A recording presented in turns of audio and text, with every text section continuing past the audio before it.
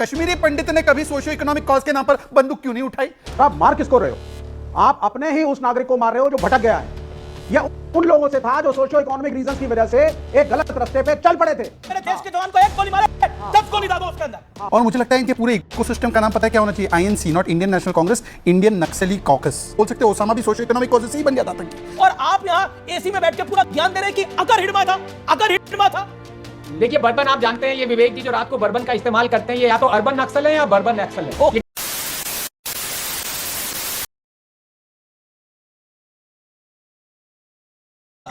नमस्कार दर्शकों, स्वागत है आपका द प्राइम टाइम डिबेट में।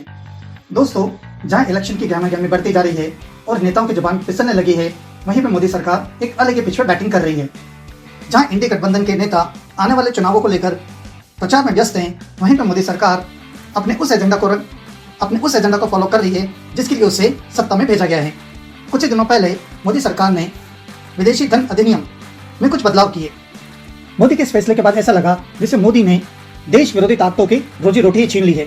इसके बाद से इंडी गठबंधन दहाड़े मार मार कर रोने लगा। सभी नेताओं की हालत लगभग ऐसी है जैसे मोदी ने इनकी चलती हुई दुकान पर ताला लगा दिया हो। तो आज के डिबेट वीडियो में हम देखेंगे कि किस तरह से इंडी गठबंधन मोदी सरकार के इस नियम से परेशान है, और वहीं डिबेट में शहजाद पूनावाला ने इंडी गठबंधन के सभी नेताओं की बोलती बंद कर दी। तो चलिए देखते हैं इस डिबेट को। दर्शकों, आपसे एक रिक्वेस्ट है, अगर आप चैनल पर पहली बार आए हैं तो चैनल को सब्सक्राइब कीजिए और बेल आइकन बटन दबाइए, जिससे आने वाले ऐसे मजेदार वीडियो आपको मिलते रहें। तो चलिए शुरू करते हैं। सबसे पहले विवेक श्रीवास्तव, आपका ओपनिंग कमेंट लेना मैं चाहूंगा। नक्सलवाद समाप्त हो रहा है, समाप्त हो गया है। यह कितनी बड़ी बात है देश की। इस देश में जो आपकी समर्थित सरकार थी, यानी 2004 से 2009 के बीच में जो यूपीए लेड सरकार, जिसको लेफ्ट का समर्थन था, उसने नक्सलवाद को पाला पोसा बढ़ाया। आपका सरेंडर था, आपका कॉम्प्रोमाइज था नक्सलवाद के आगे, जैसे आतंकवाद के सामने आपने कॉम्प्रोमाइज किया था। अरे बाप रे, ये तो धोती खोल रहा है। सर, आप मार किसको रहे हो? आप अपने ही उस नागरिक को मार रहे हो जो भटक गया है। तो मतलब कहना क्या चाहते हैं लोग? या तो आप बोलिए कि once a Naxalite always a Naxalite, और आप मेन स्ट्रीम में नहीं होंगे, या तो ये हो पॉलिसी। और अगर लोग मेन स्ट्रीम में आ रहे हैं तो भी आप क्रिटिकल हैं। आपको ये मानना पड़ेगा ये युद्ध किसी दूसरी भूमि के दूसरे लोगों की दूसरी फौज से नहीं था। यह उन लोगों से था जो सोशियो इकोनॉमिक रीजंस की वजह से एक गलत रास्ते पे चल पड़े थे, और आप उनको डील उस तरीके से नहीं कर सकते जैसे इंडियन आर्मी पाकिस्तानी आर्मी को डील करती है। जहां उनका एनकाउंटर भी होना चाहिए, वही उनको मोटिवेट करके मेन स्ट्रीम में भी लाना है। जब 76 सीआरपीएफ जवानों को शहीद किया गया था, तब आपको लगता है कि 72 घंटे का सीज फायर मांगना चाहिए था? कांग्रेस की सरकार के तत्कालीन गृह मंत्री ने 72 घंटे का सीज फायर मांगा था, और यह हार्ड फैक्ट है। 76 हमारे सीआरपीएफ के जवान शहीद कर दिए थे नक्सलियों ने, और 72 घंटे का सीज फायर मांग रहा था। क्या वो तरीका ठीक था? क्या वो कॉम्प्रोमाइज सरेंडर नहीं था? बस हवा निकल गई। आज नक्सलवाद समाप्त हुआ है, बहुत बड़ी बात है देश के लिए। चाहे आतंकवाद हो, चाहे नक्सलवाद हो, सॉफ्ट कवर फायर देना बंद करिए।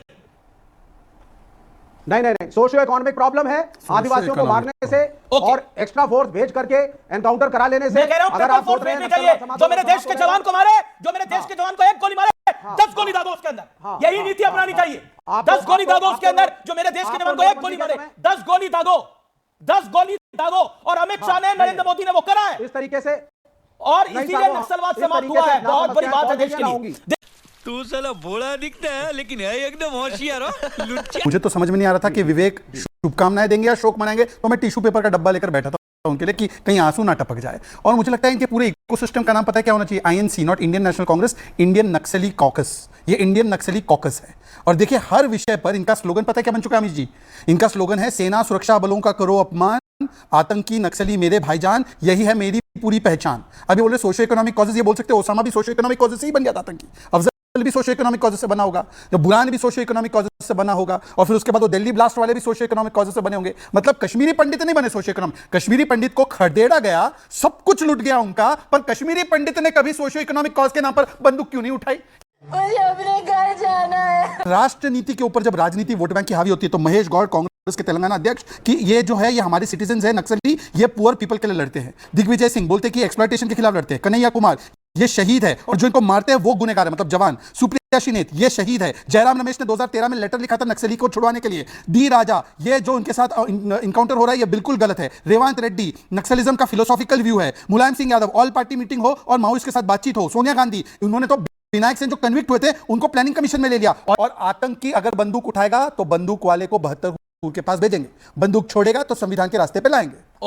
हमारे यहाँ ऐसा ही होता है। ओके, लेकिन एक बात, not at the cost of killing innocent citizens. Innocent है ये, हिडमा इनोसेंट है क्या? हिडमा इनोसेंट है, हिडमा इनोसेंट है। आप नक्सल आप विवेक, लेट्स टॉक स्पेसिफिक। आप इनकी आवाज थोड़ी लाउड कीजिए, पता नहीं आज आवाज ही नहीं निकल पा रही सिटीजंस को आम करके हमारे। विवेक जी मेरा सवाल स्पेसिफिक है, बिल्कुल विवेक जी मेरा स्पेसिफिक सवाल है, एक सेकंड, एक स्पेसिफिक सवाल है। हिडमा इनोसेंट है क्या? हिडमा के वीडियो को राहुल गांधी ने पोस्ट किया, एयर पोल्यूशन के नाम पर हिडमा के सपोर्टर्स का वीडियो किया है। हाँ, क्यों किया? क्यों? इसलिए किया क्योंकि आप हिडमा को मार रहे हैं एनकाउंटर में, जरूर मारिए अगर वो गलत आदमी है। अगर- लेकिन क्या एक बैकअप पॉलिसी है कि बाकी अगर लोग, बाकी सपोर्टर में हिडमा ने हमारे जवानों को मारा, किसी तरीके एसी रूम में बैठकर आप आर्टिकल भी लिख सकते हैं या ज्ञान भी दे सकते हैं, लेकिन वहां पर अपने बच्चों को जो भेज देते हैं, जब बच्चे बाद में पलट कर आते हैं ना, तो अपने माँ बाप को मारते हैं और उनको गाली देते हैं, बोलते हैं हमारे जीवन समाप्त कर दिया तुमने। वहां पर एक गृह मंत्री बता रहे थे, एक लड़की और मैंने तो अपने रिपोर्टर्स को भेजा है बस्तर में, और जो हमारे पास फीडबैक आया है, वहां पर लड़कियों ने लिपस्टिक नहीं देखी, वहां पर उन्होंने नेल पॉलिश नहीं देखती, वो देखती है तो रोने लगती हैं। उन्हें पता ही नहीं है जीवन कैसे व्यतीत करते हैं, लड़कों को पता ही नहीं है जीवन कैसे व्यतीत करते हैं, और आप यहां एसी में बैठ के पूरा ज्ञान दे रहे हैं कि अगर हिडमा था, अगर बुरहानुमानी था। मैंने नहीं कहा, नहीं, बिल्कुल आपने बोला, आपने बोला अगर बोला, यू कैटेगोरिकली सेड विवेक जी कि अगर या एसी रूम में बैठकर 5 स्टार में बैठकर ज्ञान देना आसान है। मारो हमको जिंदा मत छोड़ो सालो, हम कोई मंदिर का घंटा है कि कोई भी आके बजा जाता है। सर, मेरे ही देश के वो नागरिक हैं जो भटके हुए हैं। मैं अरे अफजल गुरु भी आपके देश का नागरिक है, दाऊद इब्राहिम भी आपके देश का नागरिक है, क्या मतलब है? कॉन्स्टिट्यूशन से जोड़िए। दूसरी बात सर, एक मिनट, चाहे इस्लामिक जिहाद हो, चाहे नक्सलवाद हो, अगर आप लोगों को लग रहा है कि ये पैसा देकर के खरीदी गई मूवमेंट्स हैं, ये गलत है। ये कॉम्प्लिकेटेड सिचुएशंस हैं, they need a very tailored made solution. कुछ भी मैं एक आयरनी पॉइंट आउट करना चाहता हूं, ये हिडमा पता है कौन है? इसने कांग्रेस के नेताओं को मरवाया था, और उसी कांग्रेस के युवराज ने हिडमा के समर्थन का वीडियो ट्वीट किया। सोचिए कितने बेशर्म है ये लोग। और देश के नागरिक का क्या मतलब है? दाऊद इब्राहिम को फिर उसको बुलाओ और करो, उसको वेलकम करो, बड़े साहब को आपके। अरे टेररिज्म पे फिल्म बनती है, राजीव गांधी ने टेररिज्म पे फिल्म बनती है, उसका विरोध करते हैं। अकॉर्ड साइन किया मिसेस गांधी के शहीद होने के बाद। मोदी का विरोध करते आपके हिसाब से लोगों वाला अकॉर्ड होना नहीं चाहिए था। आतंकवादियों का समर्थन सब करने को तैयार हो, बस मोदी का समर्थन नहीं होना चाहिए। आनंद रंगनाथन, आतंकवाद हो, नक्सलवाद हो, कवर फायर बदस्तूर जारी। अभी मजा आएगा ना भिड़ो। मुझे अभी पहले से ही दिख रहा है कि आनंद दुबे जी हैं, उनके लिए जो भी वो बोलेंगे, मुझे पता नहीं क्या बोलेंगे, लेकिन जो भी बोलेंगे उनके लिए मुझे खड़े होकर ताली बजानी पड़ेगी, क्योंकि देश हित में बोलते हैं। और एक और पैनलिस्ट हैं, वो जो भी बोल चुके हैं अभी तक, मैं बता रहा हूं, वो भी देश हित में बोलते हैं, बस वो देश इंडिया नहीं है। मुझे क्यों तोड़ा? पहले तो मैं अपने भाई से पूछना चाहता हूं, विवेक जी से, कि क्या, इसी का सवाल है विवेक जी, मैं आपकी बहुत बड़ी इज्जत करता हूं, बहुत इज्जत करता हूं, सीधे जवाब बताइए, क्या हिडमा और उसामा बिन लादेन टेररिस्ट थे? क्या उनके एनकाउंटर के अलावा हमारे पास कोई और रास्ता था? और क्या उनके एनकाउंटर के बाद, उनके एनकाउंटर से नक्सलवाद लड़ा? क्या हम बातचीत करके कुछ सॉल्व कर सकते थे? ये मेरे भी सवाल है सर। हाँ। आप जरूर मारिए हिडमा को, वो मैंने सीधे मेरे पैरामिलिट्री पे अगर हमला किया, कांग्रेस के नेताओं को सवाल पूछा, जरूर मारिए, लेकिन सवाल है, क्या ओसामा बिन लादेन, क्या ओसामा बिन लादेन? एक ही सवाल पूछा था, उसका जवाब आ गया। विवेक, एक ही सवाल पूछा था, जवाब आ गया। हाँ, नाम थोड़ी ना होता है सर। मुझे बोलने सारे जिन्होंने आत्मसमर्पण किया वो हिडमा थे। अब मुझे बोलने दीजिए। देखिए अमीश जी, आपसे बोलना हिडमा थे, हिडमा जैसे थे। देखिए आप बोल चुके हैं mister Vivek, you mean point. Anand ji, आप अपनी बात को रखिए, देन सोमनाथ बात। जी। हाँ, देखिए बहुत सीधा सवाल था, हाँ या ना में, इन्होंने जवाब नहीं दिया। इनको पता है ओसामा बिन लादेन और हिडमा इनके लिए टेररिस्ट नहीं है। अब मैं बोलना चाहता हूं आपसे, 90% का आंकड़ा आप प्लीज ध्यान में रखिए अमीश। 90% क्या हुआ है? 90% पिछले 5 सालों में नक्सल अफेक्टेड डिस्ट्रिक्ट्स में 90% रिडक्शन आया है।